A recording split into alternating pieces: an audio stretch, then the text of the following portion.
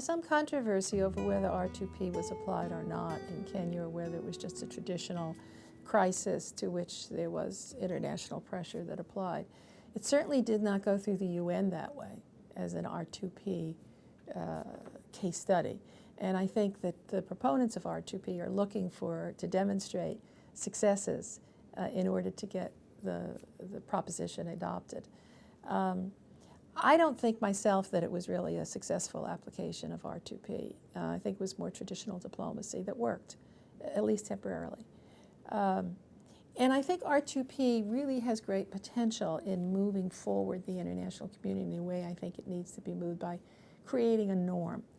The problem with R2P, as I see it, is that it has now been negotiated to the point where there are prior conditions that have to be met before there's real international intervention. And I think those prior conditions can be used to block action. For example, the first thing that has to be done is that you have to recognize and communicate to the state in question that they're responsible for protecting their civilians.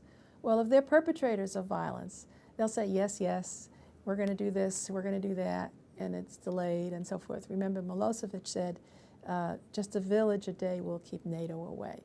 So while he was creating his genocide, if you will, against the Muslims, he was doing it slowly so that the international community wouldn't feel they had to react quickly. The second condition is that if it is concluded that the state is not fulfilling its responsibilities to protect, then assistance should be given to that state to fulfill those responsibilities. That means, again, you go through another set of negotiations. What are we going to do? How are we going to help that state? And the problem, of course, is that the state is the problem in a lot of cases, not the solution. Only when those two then are deemed failures, then may you consider international intervention under the R2P principle. And intervention doesn't have to be military. It could be the Kenyan variety with Kofi Annan coming in. And of course, they didn't do those first two steps in Kenya. They went straight in, which is exactly what they should have done.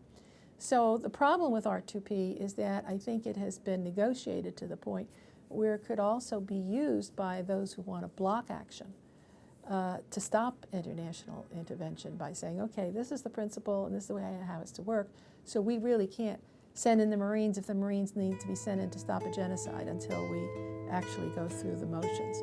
And I think that could be a problem.